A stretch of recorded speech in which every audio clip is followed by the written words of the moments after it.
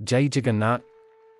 ಸನಾತನ ಧರ್ಮದ ಎಲ್ಲ ಅನುಯಾಯಿಗಳು ಮತ್ತು ಭಾರತದಾದ್ಯಂತ ಮತ್ತು ವಿದೇಶಗಳಲ್ಲಿರುವ ಎಲ್ಲ ಭಕ್ತರಿಗೆ ನನ್ನ ನಮಸ್ಕಾರಗಳು. ಇಂದು ನಾನು ಕಲಿಯುಗ ಮುಗಿದಿದೆ ಎಂಬುದರ ಬಗ್ಗೆ ಶಾಸ್ತ್ರದಲ್ಲಿರುವ ಪುರಾವೆಯನ್ನು ಮಂಡಿಸುತ್ತೇನೆ. ಶಾಸ್ತ್ರದಲ್ಲಿ ಈ ರೀತಿ ಬರೆಯಲಾಗಿದೆ. शास्त्र में ये लिखा है, जथा चंद्र तथा तिस्य बृहस्पति एक रासो ममिष्यन्ति तदा भवितತ್ ಕೃತಂ. ಅಂದರೆ ಚಂದ್ರ, ಸೂರ್ಯ ಮತ್ತು ಗುರು ಗ್ರಹಗಳು ಪುಷ್ಯ ನಕ್ಷತ್ರದಲ್ಲಿ ಸಂಯೋಗದಲ್ಲಿರುವಾಗ ಸತ್ಯಯುಗದ ಕಾಲ ಆರಂಭವಾಗುತ್ತದೆ ಎಂದರ್ಥ. ಇದು ಭಾಗವತ ಮಹಾಪುರಾಣದಲ್ಲಿಯೂ ಬರೆಯಲಾಗಿದೆ. ಈ ಖಗೋಳ ವಿನ್ಯಾಸವು 1943 ಆಗಸ್ಟ್ 1 ಭಾನುವಾರದಂದು ಕಂಡುಕೊಳ್ಳಲಾಗಿತ್ತು.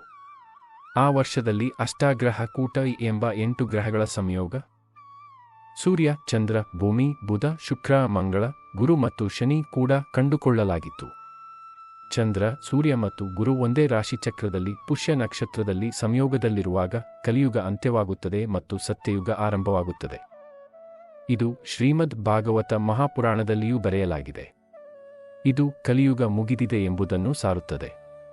ಈ ಪುರಾವೆಯ ಜೊತೆಗೆ ನಾವು ಮನುವಿನಿಂದ ಬರೆಯಲಾದ 4 ಯುಗಗಳ ಲೆಕ್ಕಾಚಾರದ ಪವಿತ್ರ ಪುಸ್ತಕದಲ್ಲಿ ಬರೆಯಲಾದುದರ ಬಗ್ಗೆ ಚರ್ಚಿಸುತ್ತೇವೆ.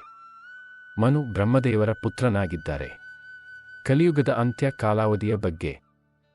ಕಲಿಯುಗದ 4,32 ವರ್ಷಗಳ ಸಂಭವನೀಯ ಅವಧಿಯಲ್ಲಿ ಕಲಿಯುಗ ವಾಸ್ತವವಾಗಿ ಎಷ್ಟು ವರ್ಷ ನಿರ್ವಹಿಸುತ್ತದೆ ಎಂಬುದನ್ನು ಮನು ತನ್ನ ಶಾಸ್ತ್ರದಲ್ಲಿ ಈ ರೀತಿ ಬರೆದಿದ್ದಾರೆ.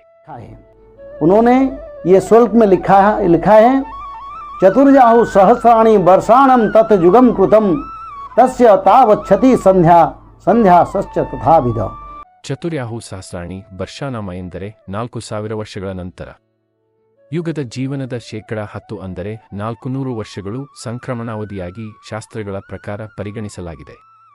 ಅನುಸಾರವಾಗಿ 4,800 ವರ್ಷಗಳ ನಂತರ ಕಲಿಯುಗ ಅಂತ್ಯಗೊಳ್ಳುತ್ತದೆ. ಆ ಲೆಕ್ಕಾಚಾರ ಹೀಗಿದೆ. ಕಲಿಯುಗದ 4,000 ವರ್ಷಗಳ ಆಯುಷ್ಯವನ್ನು ಪ್ರಾರಂಭದಲ್ಲಿ 400 ವರ್ಷಗಳ ಸಂಕ್ರಮಣಾವಧಿ ಮತ್ತು ಕೊನೆಯಲ್ಲಿ 400 ವರ್ಷಗಳ ಸಂಕ್ರಮಣಾವಧಿ ಸೇರಿಸಿದೆ.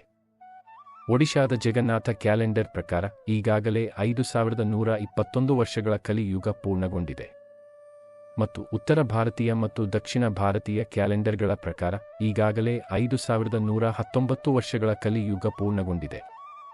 ಹೀಗಾಗಿ 4,800 ವರ್ಷಗಳ ನಂತರ ಕಲಿಯುಗ ಮುಗಿಯುತ್ತದೆ ಮತ್ತು ಸತ್ಯಯುಗ ತನ್ನ ಬೀಜವನ್ನು ಬಿತ್ತುತ್ತದೆ.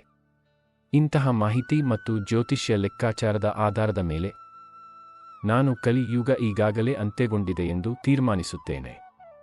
ಮಹಾವಿಷ್ಣುವಿನ 10ನೇ ಅವತಾರವಾದ ಕಲ್ಕಿ ದೇವ ಒಡಿಶಾದ ಸಂಬಲ್ ಗ್ರಾಮದಲ್ಲಿ ಜನಿಸಿದ್ದಾರೆ ಮತ್ತು ಕಲ್ಕಿ ದೇವ ಧರ್ಮವನ್ನು ಮರುಸ್ಥಾಪಿಸುವ ಪ್ರಕ್ರಿಯೆಯನ್ನು ಆರಂಭಿಸಿದ್ದಾರೆ. ಇಂದು ನಾವು ಕೋವಿಡ್ ಮಹಾಮಾರಿಯ ತೀವ್ರತೆಯನ್ನು ಕಾಣುತ್ತಿದ್ದೇವೆ. ಭವಿಷ್ಯದಲ್ಲಿ ಇಂತಹ 7 ವಿಧದ ಮಹಾಮಾರಿಗಳನ್ನು ಜಗತ್ತು ಎದುರಿಸಲಿದೆ. ಭೂಕಂಪಗಳು, ಪ್ರವಾಹಗಳು ಮತ್ತು ಉಲ್ಕಾಪಾತಗಳು ಹೆಚ್ಚು ಸಾಮಾನ್ಯವಾಗಿ ಕಾಣಲಿವೆ. ಮಾನವಕುಲವು ಬಹುಶಃ ಭೀಕರ ವಿನಾಶಗಳನ್ನು, ಸಾಂಪ್ರದಾಯಿಕ ಹಿಂಸಾಚಾರವನ್ನು ಮತ್ತು ತೀವ್ರ ನೈಸರ್ಗಿಕ ವಿಪತ್ತುಗಳನ್ನು ಎದುರಿಸಲಿದೆ. ಹೀಗಾಗಿ ವಿಶ್ವದ ಎಲ್ಲಾ ಸನಾತನ ಭಕ್ತರು ಕಲ್ಕಿ ದೇವರ ಮುಂದೆ ಶರಣಾಗಬೇಕು. ನಾನು ನಿಜವಾಗಿಯೂ ಹೇಳುತ್ತಿದ್ದೇನೆ, ಎಲ್ಲ ಭಕ್ತರು ಧರ್ಮವನ್ನು ಮರುಸ್ಥಾಪಿಸುವ ಪ್ರಕ್ರಿಯೆಗೆ ಕೊಡುಗೆ ನೀಡಬೇಕು. ಧರ್ಮವನ್ನು ಮರುಸ್ಥಾಪಿಸುವ ಸಮಯ ಬಂದಿದೆ. ಜಯ ಜಗನ್ನಾಥ.